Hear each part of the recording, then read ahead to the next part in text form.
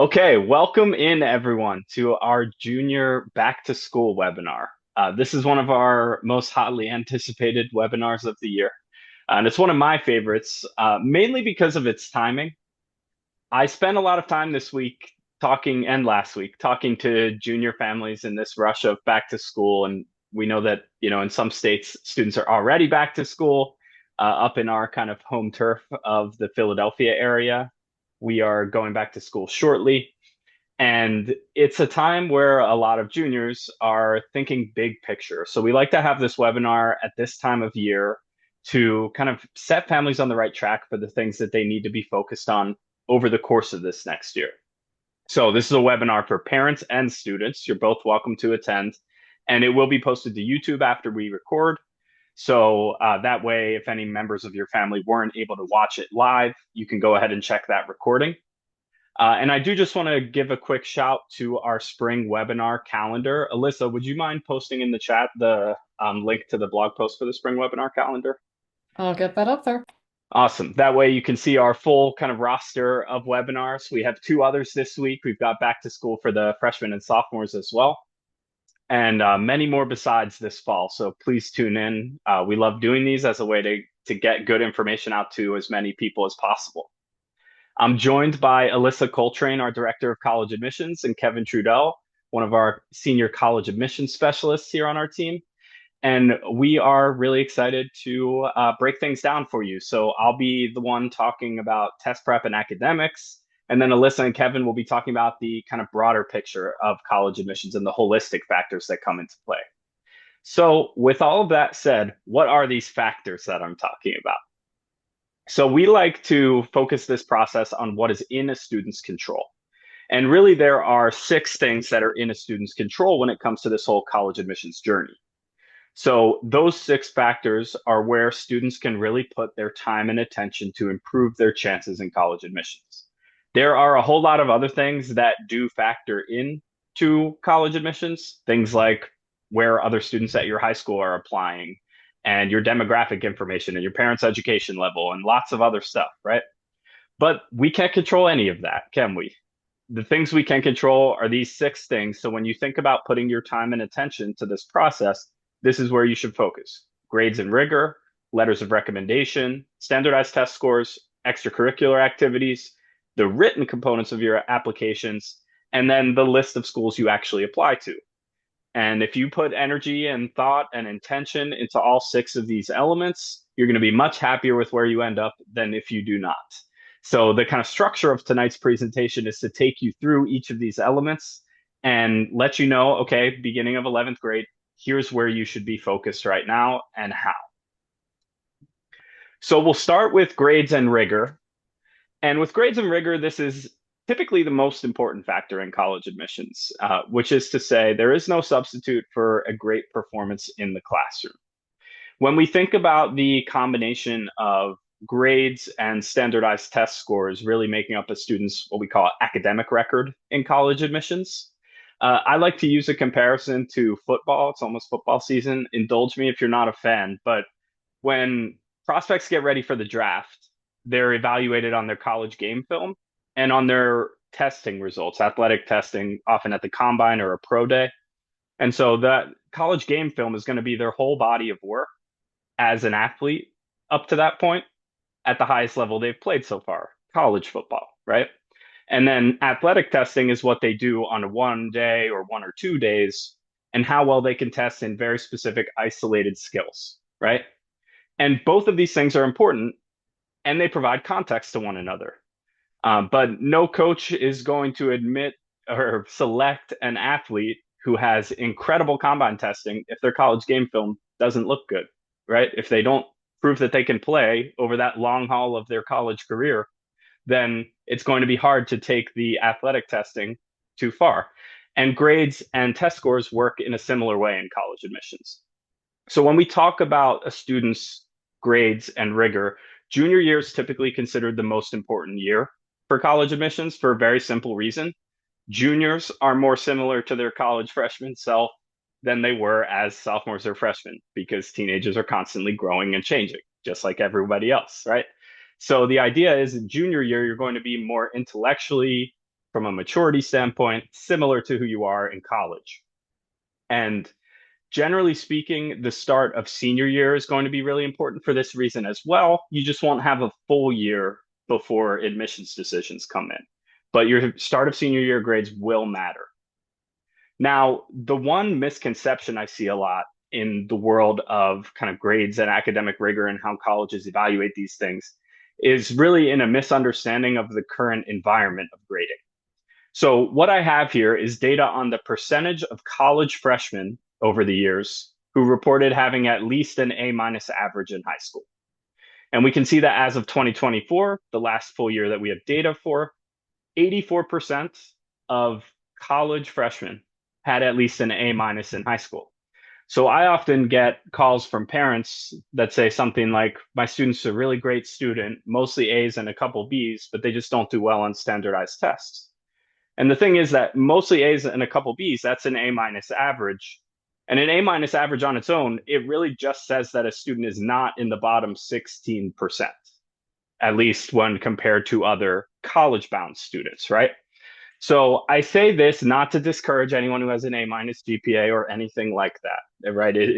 Everybody keep working hard and doing your best. I say this because it's important to realize kind of what the level of competition is in college admissions now.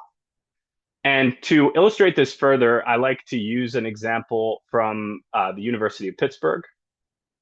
And we can see that as of their most recent common data set, and this is a term for admissions data that colleges publish year over year. It's a great source of information if you're ever curious and want to nerd out.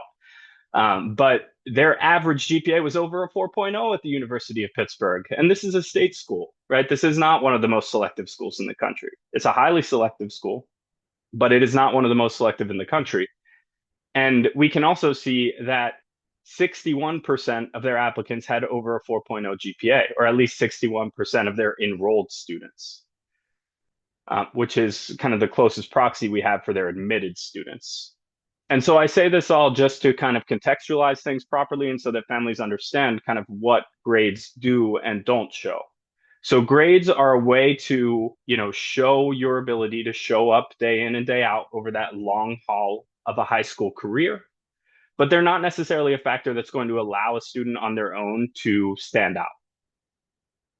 And that's why rigor is an important factor as well, the level of the courses that you're taking. Now, one thing I want to emphasize, and this would be especially true to anyone who's a little bit downtrodden by the information I just shared, is that college admissions officers really like to see a trajectory of improvement rather than a downslide. And that means it is never too late to seriously improve your profile as a college applicant by doing better than you did last year. So I really recommend, college admissions officers know that not everyone shows up freshman year and they're totally emotionally, intellectually mature and able to do really well in school right away. But if you can show on your transcript that, oh, I had a rocky transition to freshman year, did a little better sophomore year, had a great junior year, then that shows a really strong signal to college. One other thing to consider here is that major specific grades are often going to be more heavily scrutinized.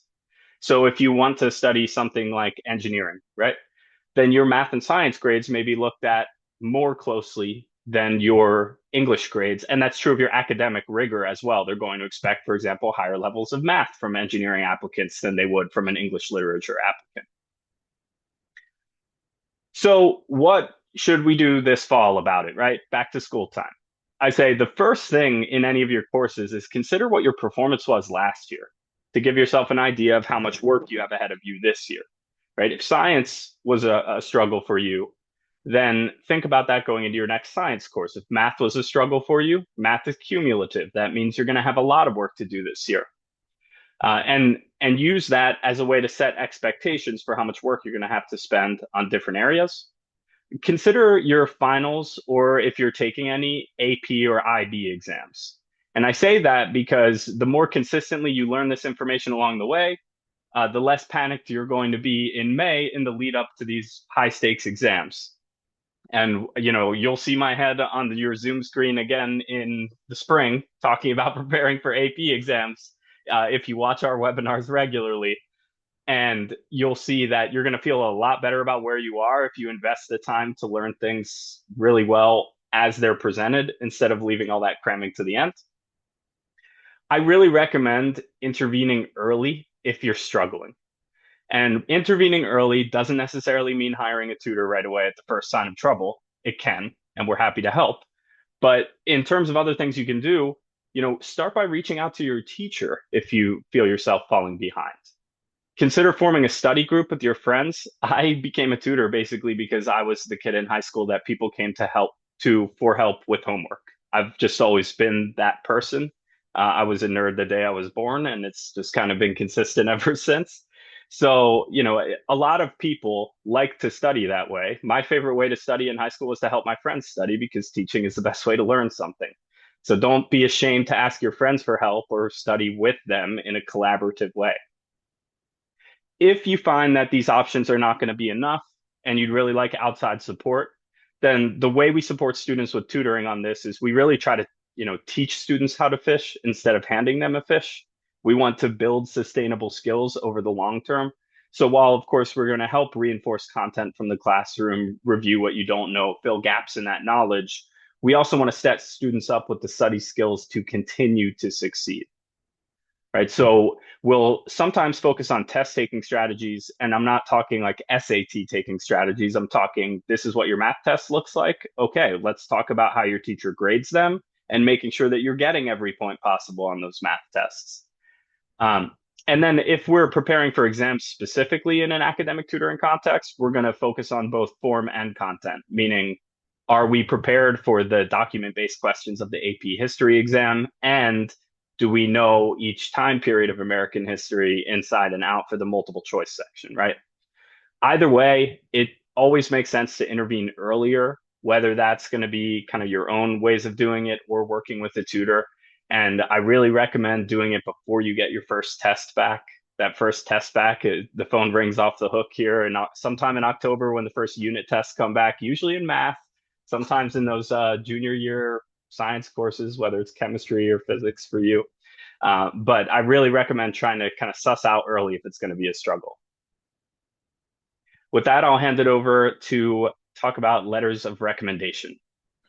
Yes. So one of the reasons why we like to talk about letters of recommendation here, as we're discussing our 5 factors, is although it is a qualitative factor, it is something that happens in the classroom. Letters of recommendation are the letters that are written by your teachers and your school counselor that go out to schools as part of your application package.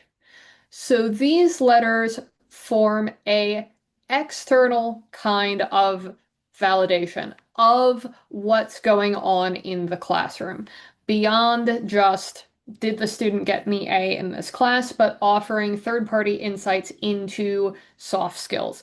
Is this a student who maybe they got a B plus, but that B plus was really hard earned, and the student came to after, after school tutoring, asked questions, really sort of engaged with the material and found it interesting and challenging, and still ended up with a B plus at the end of the class.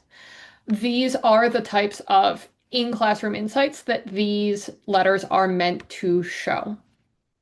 So, especially for juniors, this is the year to be thinking about this because who you're going to ask for these letters of recommendation are going to be 1 to 2 teachers and a school counselor. Ideally, your teachers are going to be core subject junior year teachers who absolutely love you. And this is that last part is the one that's non-negotiable.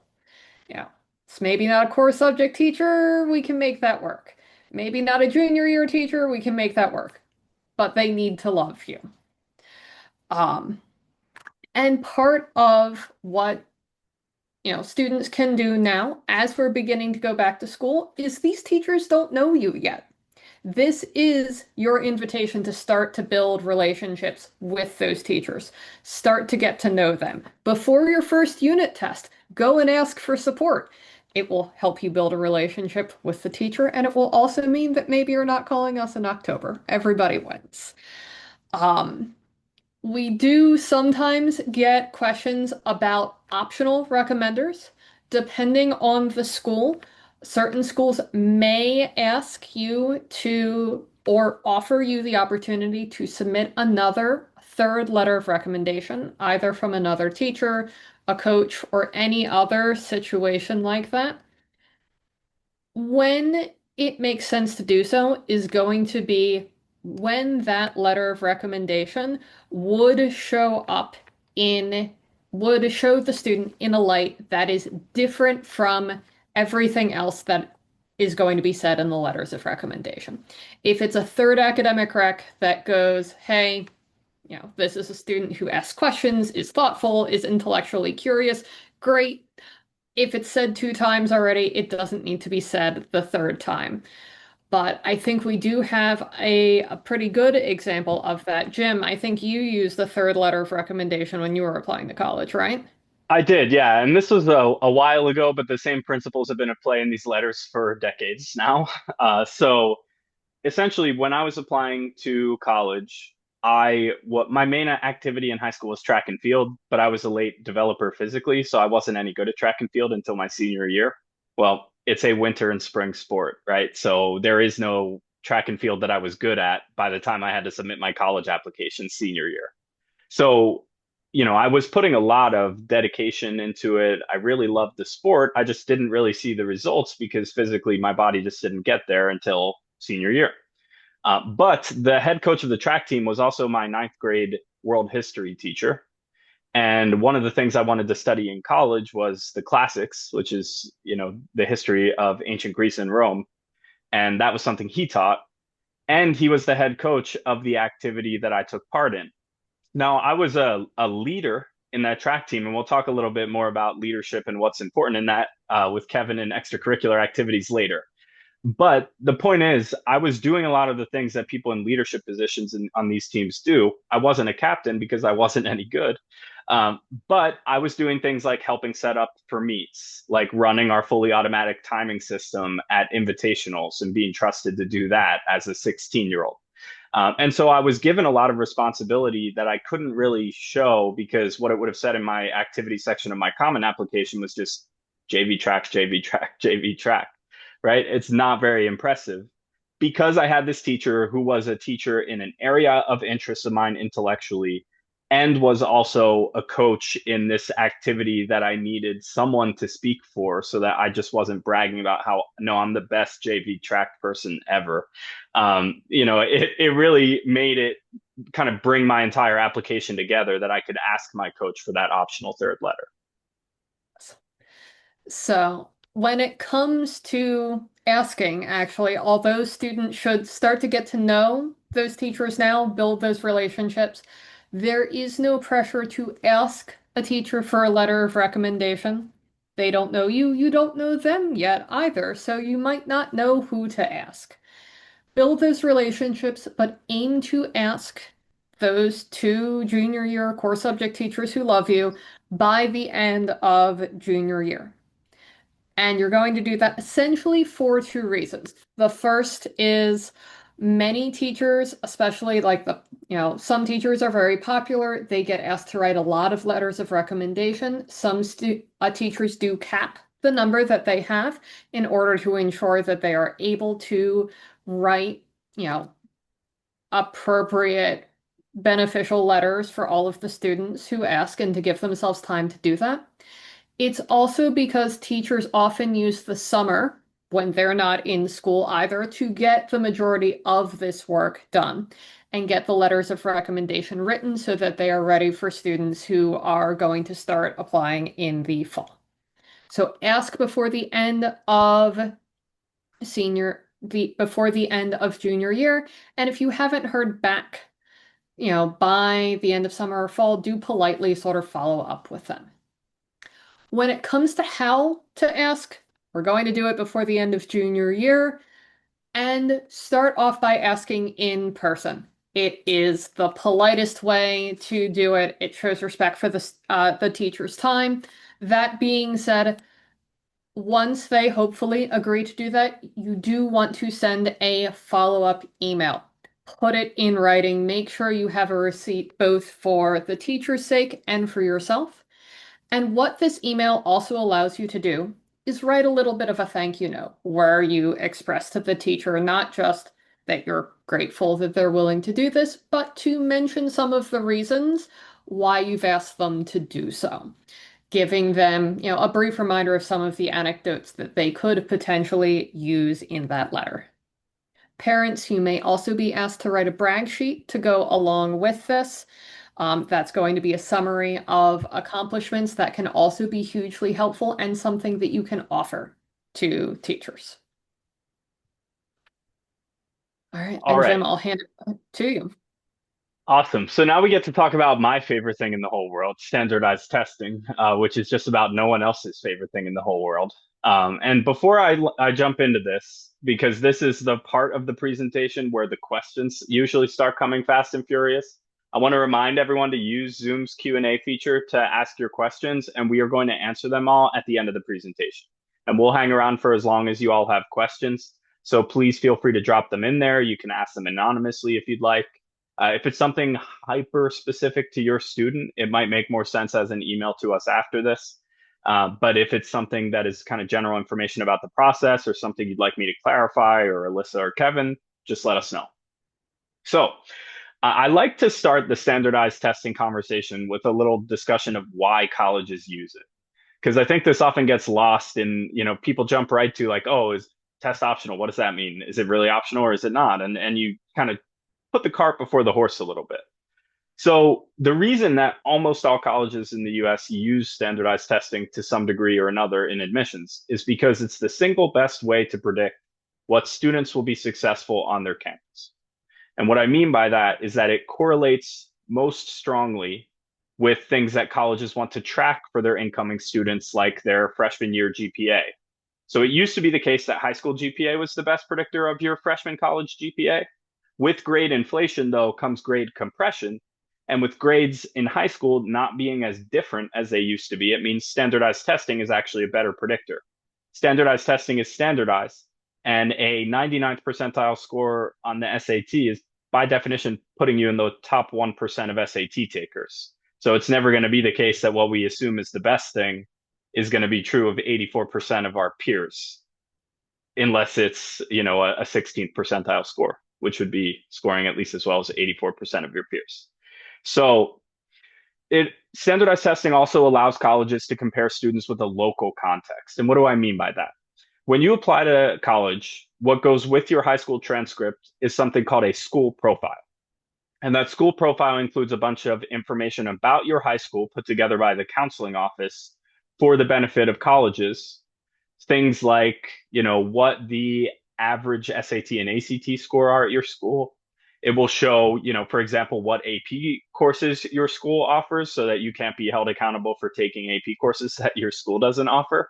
So colleges can see if you are in the highest level of a course or not. And it'll include information on where, students from, the last year's class went to college, or what percentage of the students from this school go to college. Lots of information like that so that colleges can get a sense of what your high school is like. Now, if you're from the Philadelphia area and you're applying to Penn State, they almost don't even need the school profile because they get, 20 applicants from your high school every year at least, right? But if you're applying to some small liberal arts school in California from a suburban Philadelphia high school, well, then all of a sudden they have no context for your school at all. So they need this school profile to get a quick snapshot of, okay, what kind of environment did this student come from? And so colleges can compare your score with the average score from your school as a way to essentially judge you in your context. The other things that are important to remember, this is part of a holistic review process. So no one thinks that, a standardized test score is a number that perfectly describes a student. Not even I, who love standardized testing, think that. It's an important piece of information and an important piece of context, but it is just that. It's a piece of the context. And all of these other factors that we're talking about are going to be taken into account as well. So when it comes to standardized testing policies for college admissions, we have essentially three. One is test optional. This is the biggest and the broadest. And what it means is that, you can submit a test score or not with your application.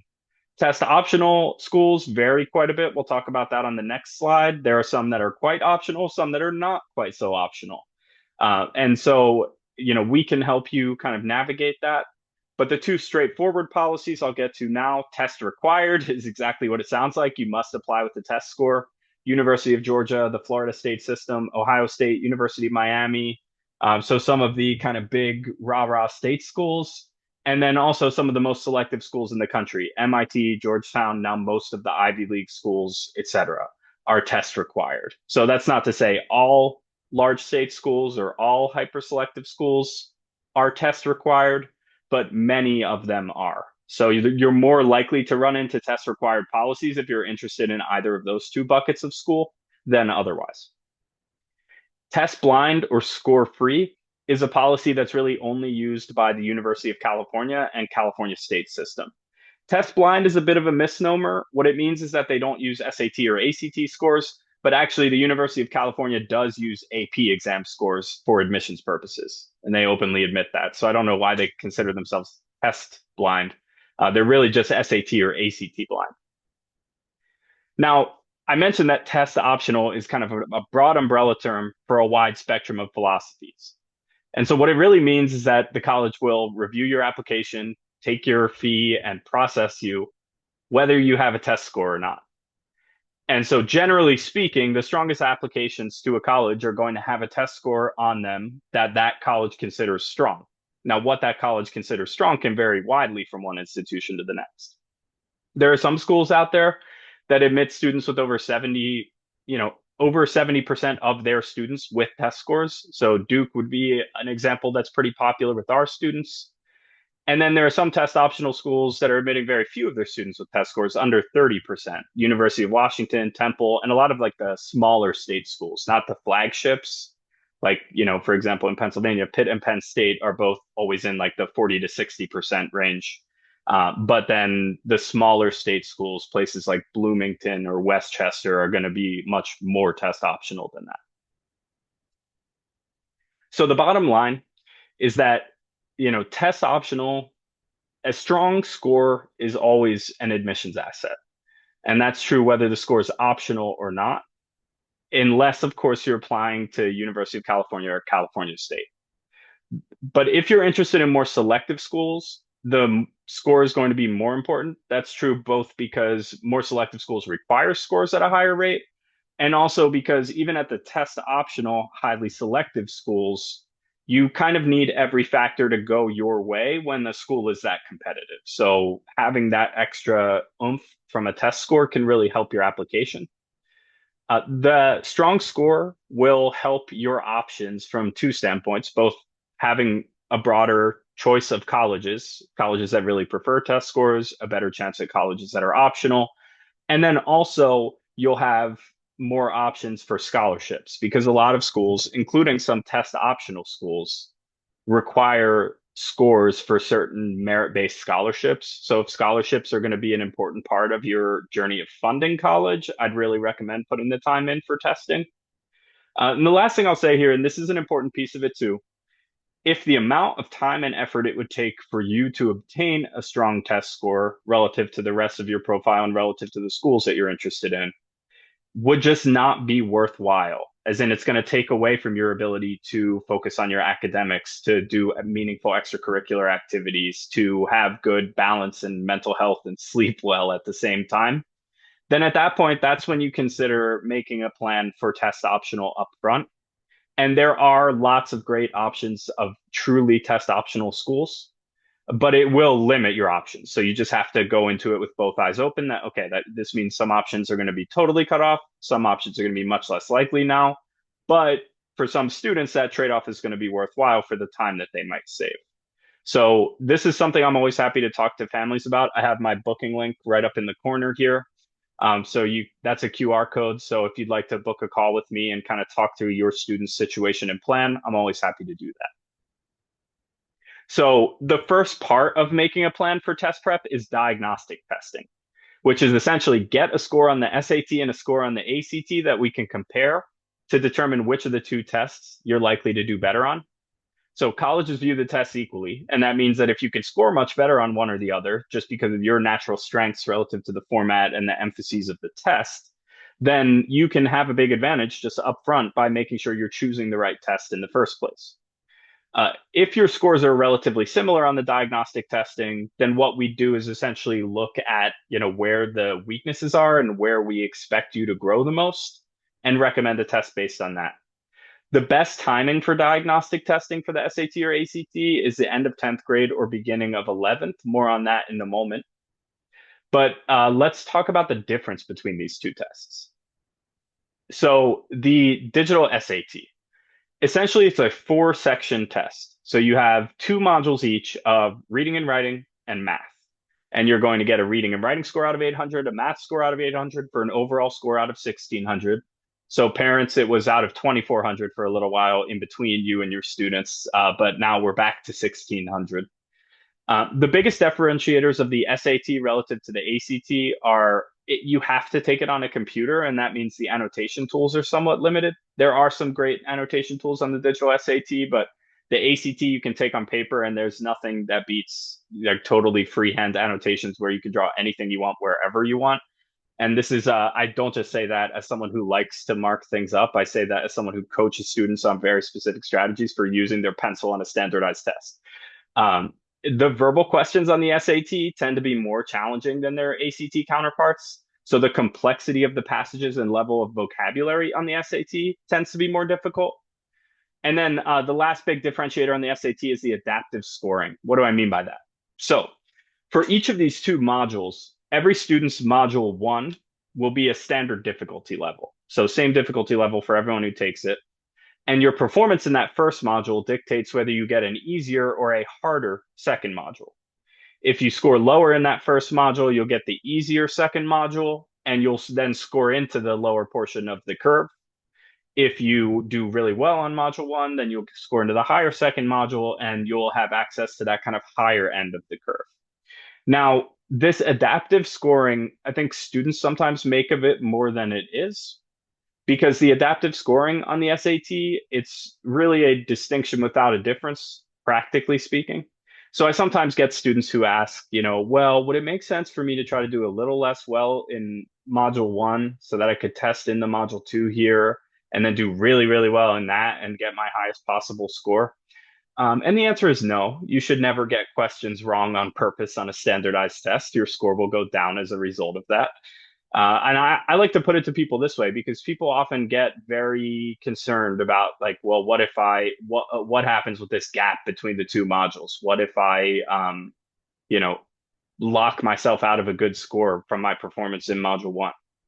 And the thing is that when the SAT wasn't put into two different modules like this, if you missed a bunch of questions in the first half of the exam, even though it wasn't a separate module and wasn't going to feed you into two different modules, you still weren't able to get the best scores anymore.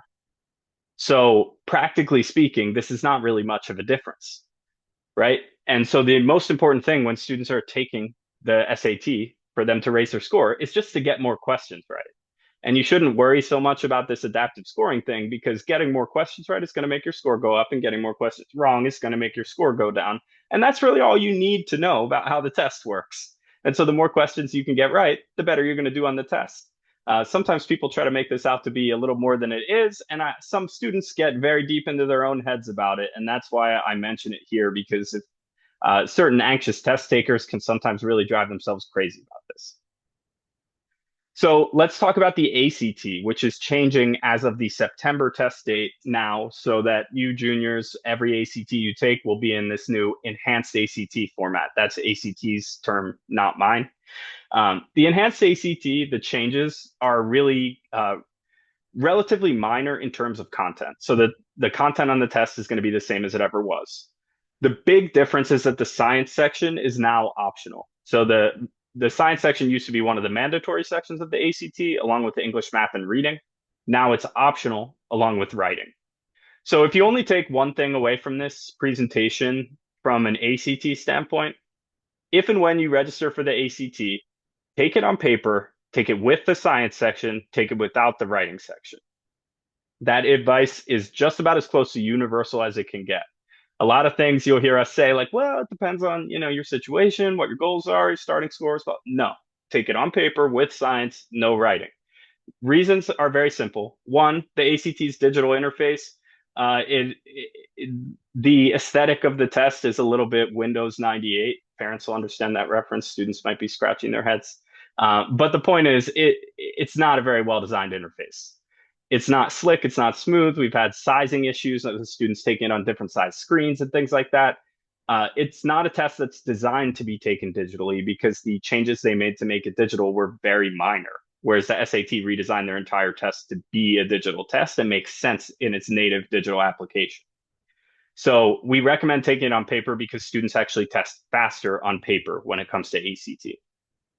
You take the science section because colleges have different policies on whether it's required or not. So ACT actually doesn't get to decide whether the ACT science section is optional or not. Colleges do, right? And some colleges have said they still require it. Boston University, for instance, tests optional, but if you take the ACT, they require the science section. A little confusing, right? And many colleges prefer it.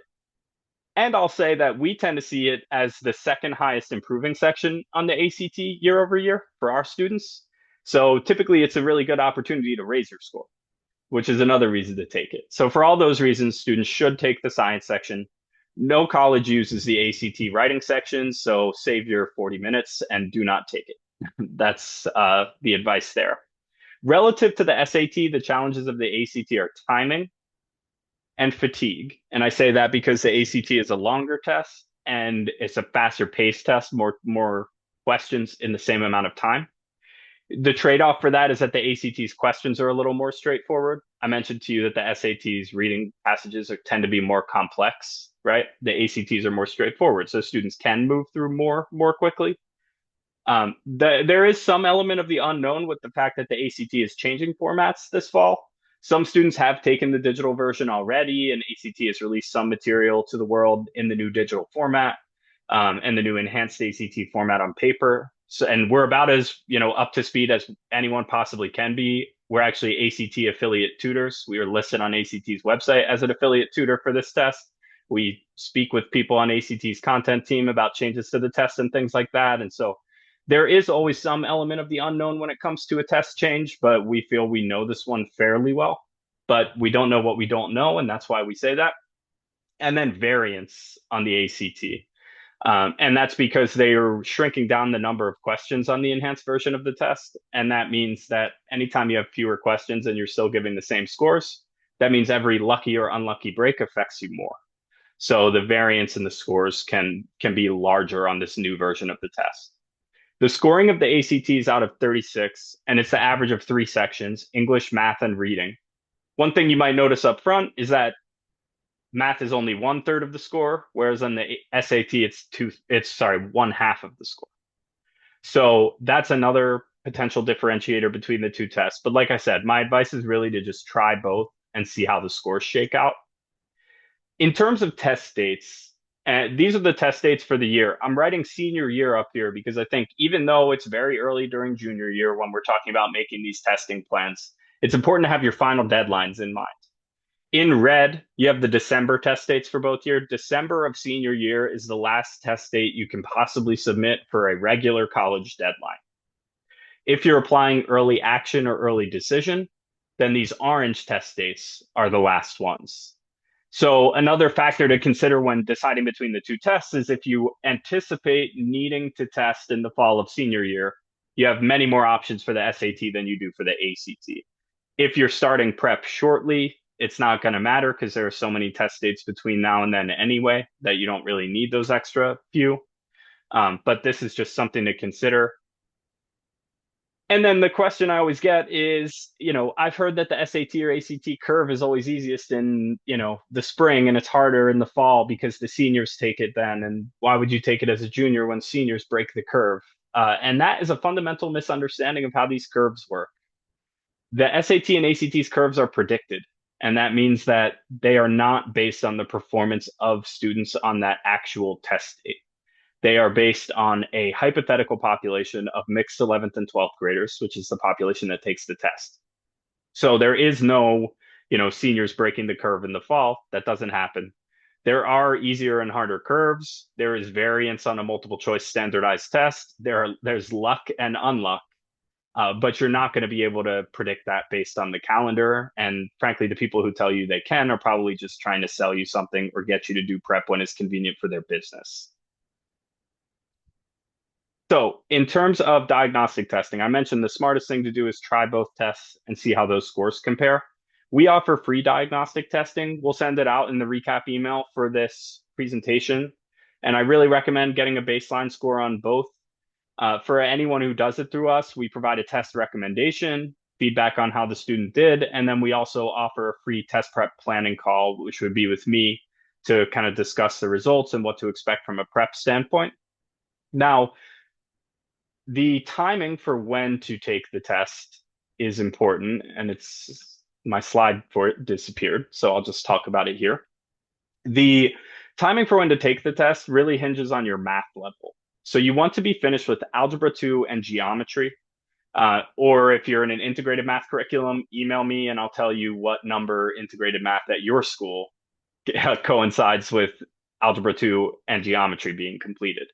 But the idea is that you want to complete those two levels of math because they tend to be the last levels that are heavily represented on the SAT and ACT. So if you're taking one of those as a junior, then you want to wait for the spring to take the test for the first time. If you are finished with Algebra 2 and geometry and you're taking pre-calc or calculus as a junior, then in that case, I recommend trying to get your first test done before winter break, because generally speaking, students do the most work for their first test date. And generally speaking, the spring of junior year is the most academically busy time of high school. So if you can kind of offload your test prep out of that window, it's a good thing. Now, if you're waiting to learn a bunch of that math in the classroom still, then it's worth waiting for the spring.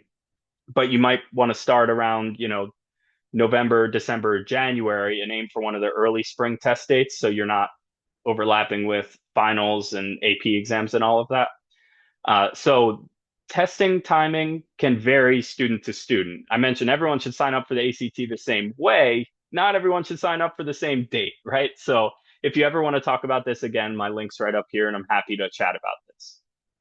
We always get the question, well, why don't I just try both? And can I just take both tests and prepare for both? And the answer is yeah, absolutely. If you want to take both, go ahead. You don't have to send both to colleges. You can just send them the one that ended up better. But when we talk about test prep, it's an investment of time and money, right? Students' time, parents' money, typically. And the goal of that investment is a return of higher scores that lead to more college options and potentially scholarship options. And you're going to see the best return on your investment if it's focused in one direction than if it's split in two different directions. So, prep for one test helps on the other, right? Commas are still commas and triangles are still triangles. And that is, at the end of the day, what these tests test, the fundamentals of reading, writing, and math. So it is true that, prepping for one will raise your score on the other in most cases. But I do really recommend focusing your prep on one test, whichever that one that may end up being. And with that, we'll talk about extracurricular activities. Yeah, I get to take on at least what I found behind the desk to be a little bit more of a more fun thing to read about students, and that is your extracurriculars, right? Now, these are things that you've been doing, things that you may find fun. Why do they matter in the admissions process? Well, as you can kind of see on the screen, colleges want to see that you are productive and pursuing your interests in your personal time. Now, in the applications themselves, in the Common App, you're going to have 10 potential slots to use for those extracurricular activities. If you're applying to the UC app, right, the UC colleges may have potentially up to 20 slots. So, hey, there's no reason not to use that opportunity to kind of share a bit of yourself or to share something that you've been engaging in your personal time. Now, with that in mind, what should students do with these extracurricular slots, with their time to kind of fill in these extracurriculars? So what you should do here is, as you can kind of see, explore your interests, not what seems impressive. All right. Why do we say that? I think the stereotype a lot of parents have in their mind when they think of what to do with extracurriculars is if I'm not doing research at the best lab, at the best regional university, if I'm not, interning with my local senator, if I'm not founding a nonprofit that's curing cancer, then it's a waste of time. That's not true at all when it comes to this process.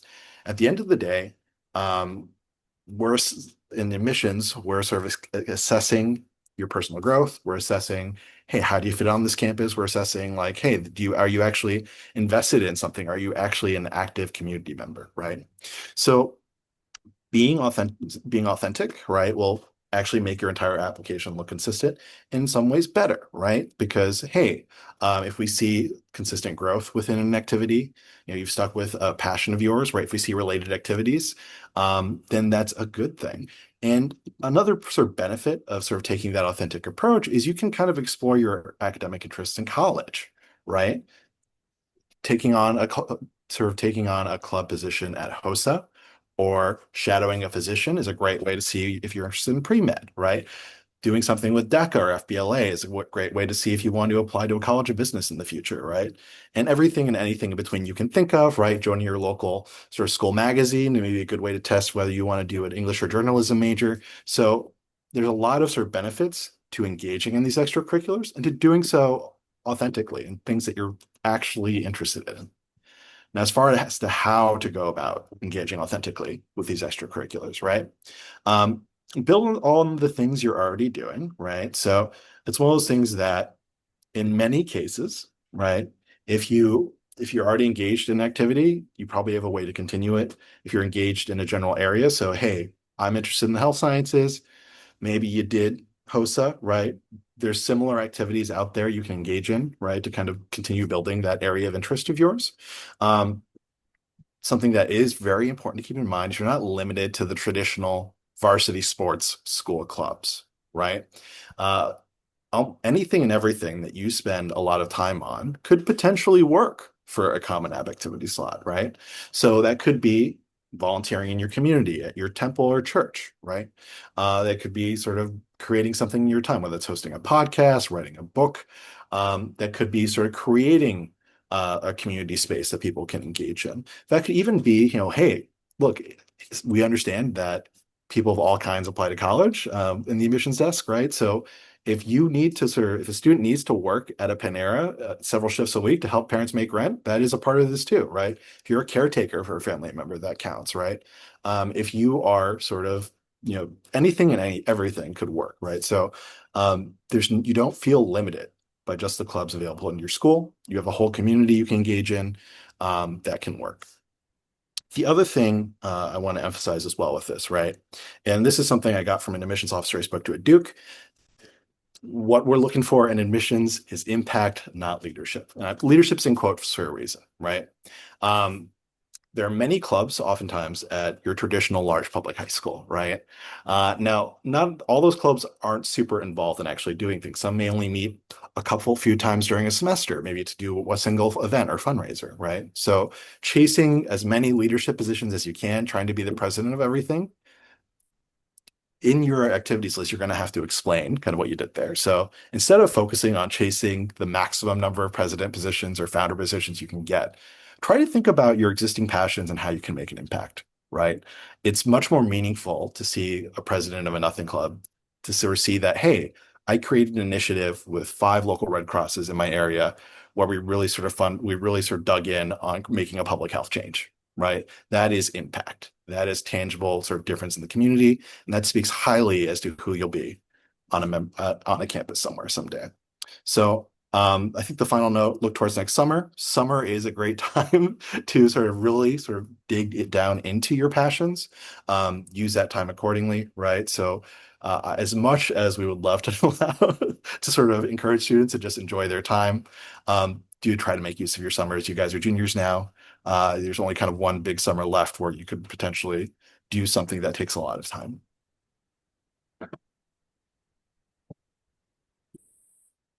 All right, so we're going to briefly deviate from the contents of the application, the things that a student can do to impact their chances of admissions to a given college or university, to talk a little bit more broadly about the college list, because in this case, the college list that you ultimately construct here, although it doesn't impact your admission chances at a given college or university, it does impact the options that you have at the end of this process. So we'll pause here briefly. When it comes to building a college list, there are over 4,000 degree granting institutions in the United States. Almost 3,000 of those are four-year degree granting institutions. So you absolutely have to limit your choices somehow. And I think it is often typical for families to open with, well, or a student to go, well, I want to study business, or I want to study engineering, or I want to do pre-med, or even I have no idea, which is entirely fine, by the way. Out of these, nearly 3,000 four-year degree institutions, hundreds of them um, are going to be strong programs in the major of your choice. Unless you want to be a pilot or a marine biologist, in which case call us, we have your college list for you. For these schools, you're going to have to limit it somehow, and the things that may seem superficial, that may seem non-academic, are often critical and effective ways to determine that school list because students aren't just picking a place to take classes for the next 4 years. Otherwise, we'd all be doing virtual school and saving our parents on room and board money. You're picking your home for the next 4 years. So when students begin to construct a college list, one of the things to think about is the fit of a school. And we're going to talk about each of these in turn, and you will notice there that academic is all the way down at the bottom. Though honestly, financial should be at the top. Before students truly start to think about schools they may be interested in, have a transparent conversation as a family. What do finances look like? Are we looking at exclusively in-state schools? Is merit money and then maybe getting a really good SAT score to help with that merit money going to be part of that factor? That's a conversation that it's really helpful to have first and foremost because it helps dictate the rest of the conversation. After that, factors can be social. What type of school environment is a student looking for? Are you looking for a small, really intellectual liberal arts college where, the Friday evening of choice is swing dancing and book club? That was my university. Are you looking for a bigger, more traditional environment where there is Greek life, where there is a robust social feel? These are things that are going to be really important when it comes to deciding how, where you want to live and what you want to be doing for the next 4 years. Physical is both the physical environment of the school, but also its location. A big school or a small school, in a city, not in a city, warm weather, cold weather. Is there a Starbucks within walking distance of campus? I had a student who shaped his list around that. These are the components that will help determine a list where, whether it's reach or target or likely, and we're going to talk about exactly what those terms mean in 1 second, they will help determine a list where a student is going to be happy no matter what school they ultimately end up attending. So I mentioned that terminology, reach, target, likely. Many of you may have heard the term safety school for a likely school. We tend to use likely in the industry, and I'll talk a little bit as to why in a bit, just because likely schools are actually cooler than you think. But when we define these terms, a reach school is going to be, and we often use SAT or ACT score as a general rule of thumb here, though you can certainly use GPA to make a rough approximation too for someone who may be looking at test optional. Call us, we'll talk you through how to do that. A reach school is going to be a school where the student's SAT score is at or below the 25th percentile of admitted enrolled students.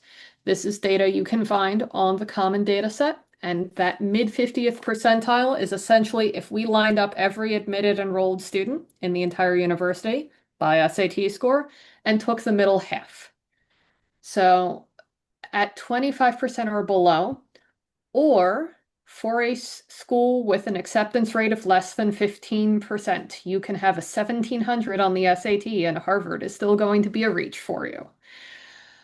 We then have our target schools. This is we're sort of in this sweet spot here. This is a school where the student is exactly the type of candidate that the school tends to accept, where we are in between that 25th and 75th percentile. Yeah.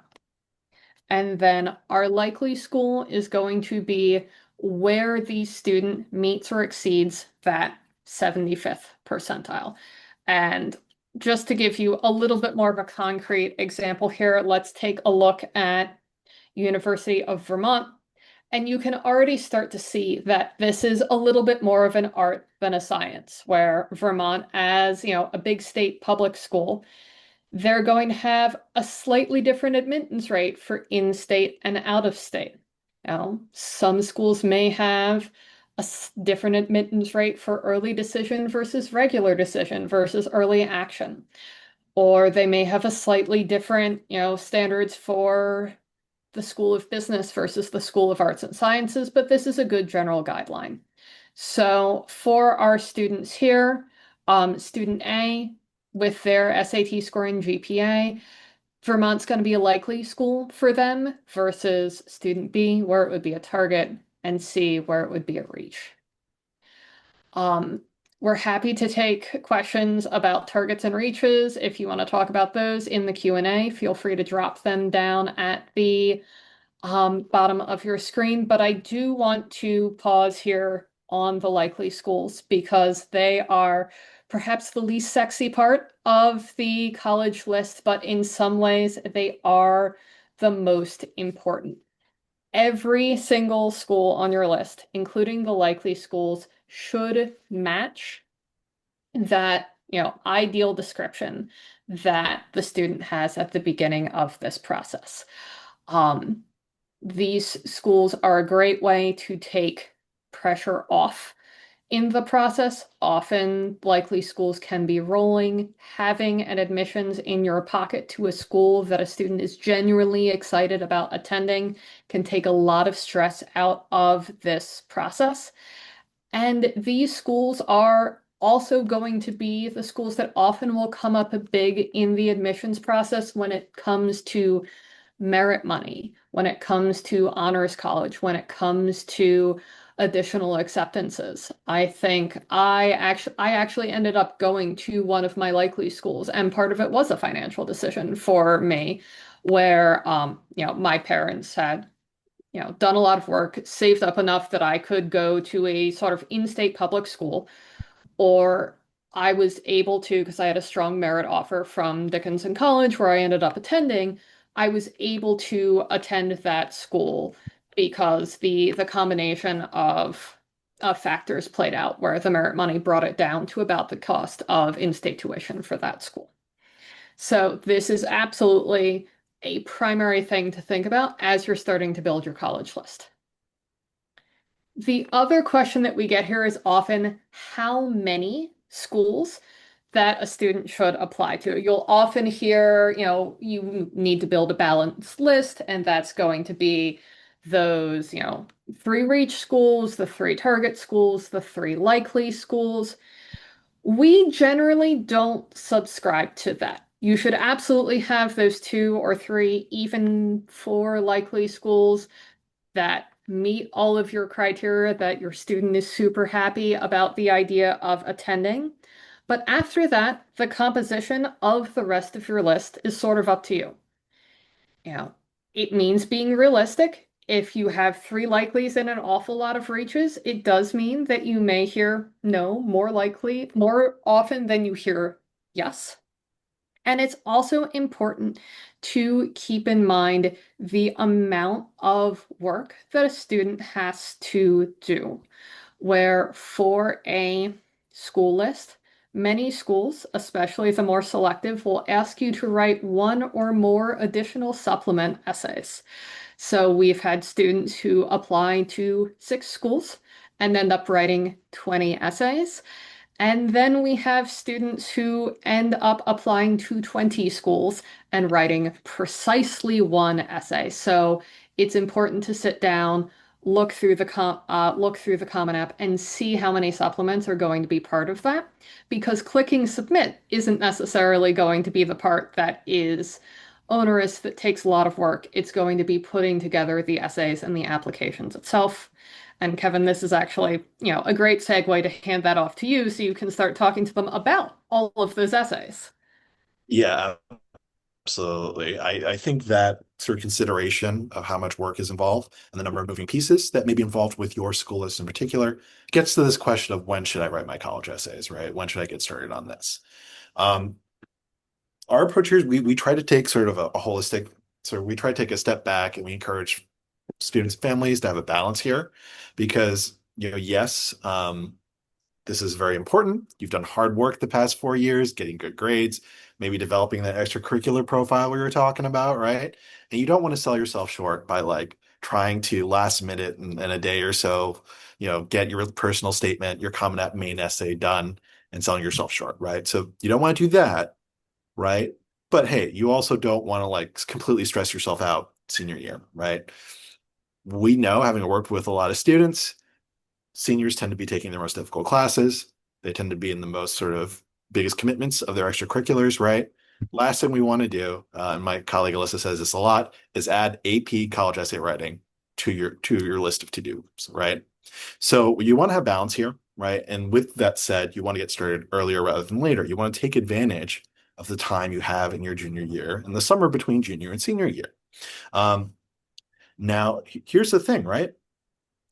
You have a perfect opportunity to do this because the Common App doesn't really change when it comes to essays, right? As you can kind of see on the slide, they've added one prompt in 6 years. And if you look at the current version, one of the prompts in the Common App personal statement is write an essay on the topic of your choice, right? So you have no excuses at all to not start on this essay. You have the opportunity to plan ahead, get started on this essay.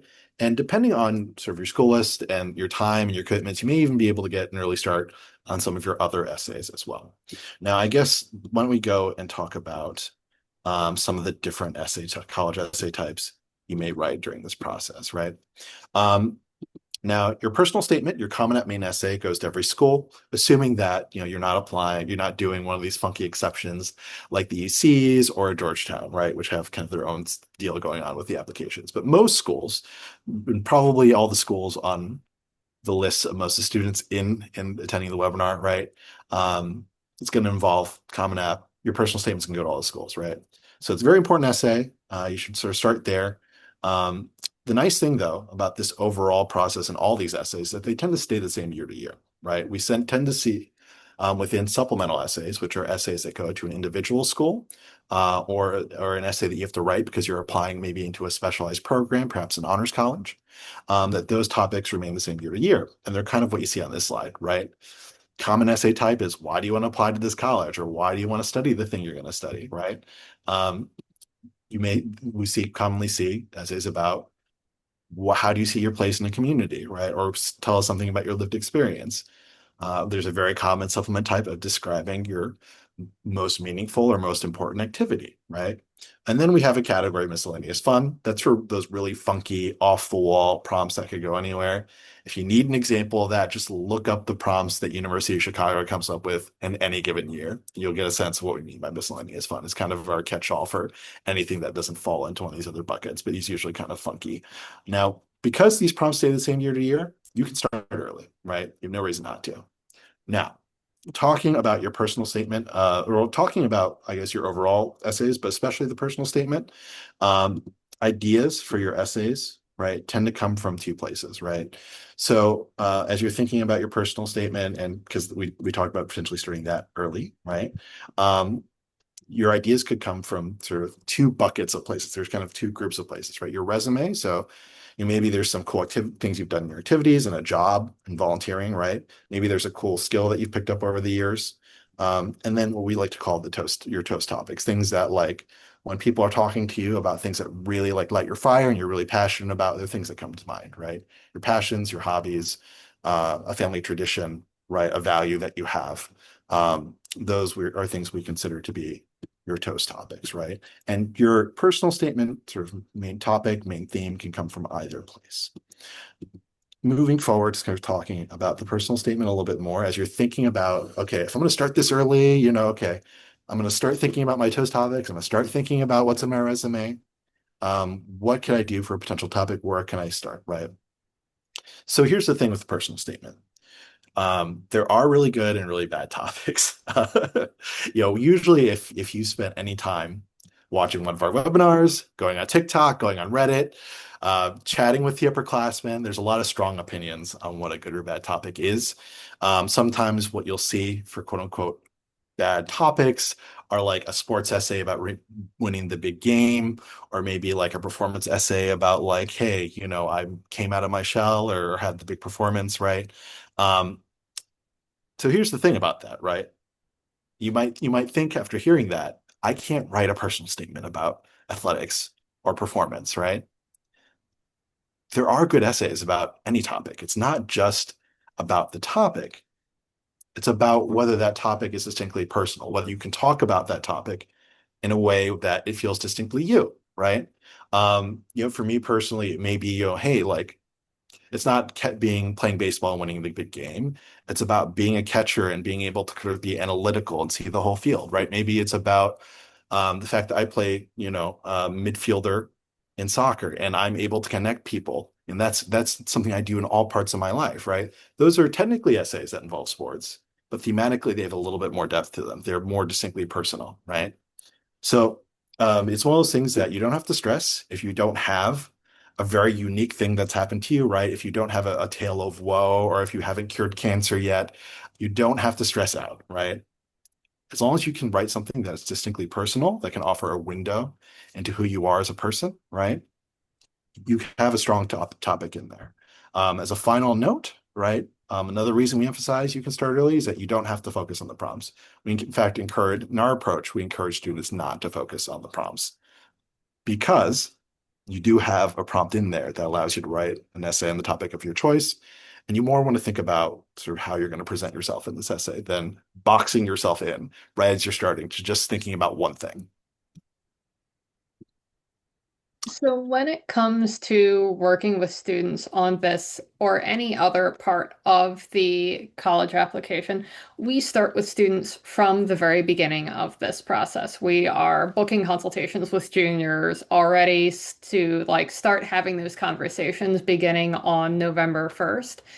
And we work with students from the very beginning, whether that is brainstorming and talking through all of the different things that students are passionate about and find interesting through brainstorming the personal statement, outlining, drafting, and revising, but also talking through every other portion of the application, whether or not a student needs the optional sections on the Common App, talking through the college list, setting deadlines and following up and doing the nagging if we have to so that no one has to stress or sweat any part of this process.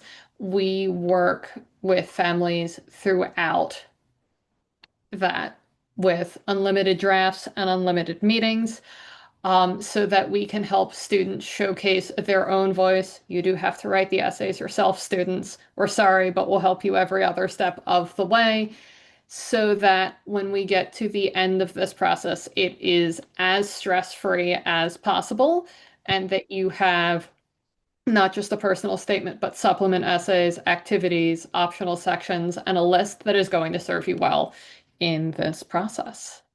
And Jim, I think you had some more overall topics as we're all facing back to school here, yeah? That's right. Yeah. So I wanted to leave everyone with just some general tips for having productive college conversations. And I say that because, when families are interested in working with us, one of the most common pieces of feedback we get is about how we can be kind of conflict mediators in this process, and conflict, help families resolve things in a productive way. And so, to keep conversations at home productive about college admissions, one thing I really advise is to set a day and time each week for college conversations. The last thing you want, parents, is for your student to dread every car ride together because you're going to be asking them something or suggesting something about college. And so I find that having a kind of well-defined boundary of, okay, every, Thursday at dinner, we talk about college admissions. It just keeps it so that these conversations can happen because they're important, but stay productive. And then if someone has something they want to bring up, they can, keep a note on their phone or something like that and address it at the appropriate time. One thing I encourage both students and parents to understand is that you both have really unique insights that are valuable in this process. Parents, you can never see the world through your students' eyes, and they're going to know, better than you ever could what they're going to actually be happy with. And students, your parents have decades of life experience that you can really learn from. So I really encourage you to listen to each other in this process and just recognize that, no one person's perspective is all knowing in this, and learning from other people is a good thing. Be upfront with finances and other limits. So other limits might be, we worked with a student one year who had a like really bad allergy situation, and she was allergic to a lot of things that might accidentally, cause an exposure. And so she had to be within, a certain radius of a major city with a major medical center, or it just wasn't going to be safe for her, right? And so you want to talk about any limitations, does it need to be a certain distance from home for this, that, or the other reason, etc. Finances, Alyssa touched on, but just make sure you're upfront about these things so we don't have students going and falling in love with schools. An upfront conversation could have saved them some heartache from. And then finally, be realistic about the level of urgency. I have had so many calls in the past 2 weeks from people who think they're late to this process. At the beginning of junior year, you are not late to anything. You are ahead of the vast majority of families. You might have 10 friends who are already, testing in September, and they'll be done with their test prep super early this fall. And that's great for them. You still have plenty of time to get it done. This time next year, by the way, it's not like we're always saying, calm down, everything's okay. If you're a senior and you call us now and you haven't done any of this stuff yet, then it's like, oh, okay, it's time to get going right now. Best time to plant a tree was 20 years ago. Second best time is today. But the point is, right now, we're not in an urgent state, but things should be done in due course ahead of time so that we don't get there. And it keeps the conversations much less stressful. All right, couple final things as we jump into Q&A here. If you're interested in working with us on tutoring, that would be for test prep or school subjects. There's a QR code here for you to sign up. If you're interested in working with us on college admissions essays, you can use this QR code to sign up, and you can request Alyssa or Kevin if you thought one of them just had awesome insights tonight, as I hope you all did. And then you can also request to work with someone else if you thought they weren't great tonight. Just kidding, guys. But now we'll jump into Q&A, and we'll go through, all the questions you had. Please feel free to keep dropping them in. We've answered a couple in the chat already, but we'll be able to answer now. So our first question is a standardized testing question. If you are applying for computer science at a highly selective school like MIT, and you score 760 on math and 800 on the reading and writing section of the SAT, should that student repeat the SAT for a better math score? I'm going to answer this two different ways. The first is that in the vast majority of situations, once a student has a 1550, I tell them they are done with standardized testing. If you want to test again for a personal goal or something like that, or to make sure you beat your older brother, that's on you. Go ahead. But from a college admissions standpoint, going from 1560 to a higher score than that is usually not very helpful. That said, you mentioned the one exception that I would point out, which is that the median math score of an admitted student at MIT, a school that requires test scores from 100% of students, the median math score is 800. So for MIT, I would say, yes, get an 800 in the math section, if that's the specific goal. And for almost any other circumstance. 1560, congratulations, that's an awesome score, and you are done. So that's the answer to that. Next question, also on the SAT. Can the colleges see if you took the SAT more than once if you are not doing super scoring and just submitting the score from one test date? So, can the college see if you took the SAT more than once and are not doing super scoring and just submitting score from one test date? Colleges can only see the SAT scores that you choose to share with them. So, if you only share one score, they will only see one score. Really, it's just Georgetown that asks you to send all of your scores. And if that's the case, it's up to you if you follow that. But if you get caught in a lie, then you will be immediately rejected. So I really don't recommend lying to colleges. But generally speaking, you get to choose what you share with colleges, and they cannot see scores that you do not share with them. So that's the answer to the question. Just if you took the SAT more than once, you only want to share one score, then you only share one score, and that's the end of it.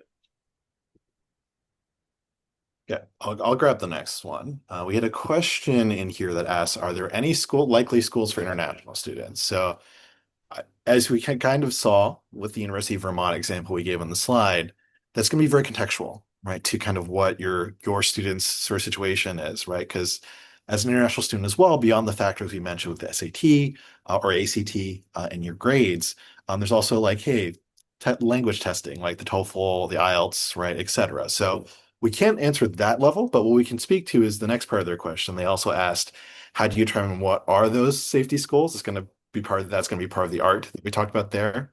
And they've also asked, is there any data and common data sets for international students? There is a little bit. There is a section in the common data set, and you can look up a common data set for a school by just Googling it, and they'll typically take you to the page you need pretty quickly. But if we do recommend going through that with us if you do have the time or if you're interested in sort of services here. But in that common data set, there's demographic info on kind of who applies in at the very beginning. One of those demographic categories is number of students who apply and get in from in-state, out-of-state, and international. Now, with that said, not every university is great about having every single sort of section of that common data set filled in. So for every school, you may not, that section may be blank for some of the schools, right? To be fair. But you can typically find that the info in the common data set in that demographic info earlier on in section C, which is where the admissions data is. Finally, right, for the universities you're interested in, usually universities are pretty transparent in advertising what percentage of their student body is international. So if you want to get a sense of, hey, how many international students go here, that could be part of it as well. But the likely part of this, that we'd have to have a fuller conversation about what is going on with your student because of what we mentioned and because of language testing. Awesome. Thanks, Kevin. Another question here. For college essays, should the students stay away from writing about their ethnicity, race, or religious belief? And we knew there was going to be at least one doozy, so who wants to take it? I can take this one. And there is essentially, I think, two ways of approaching this question. And we have these types of conversations with students.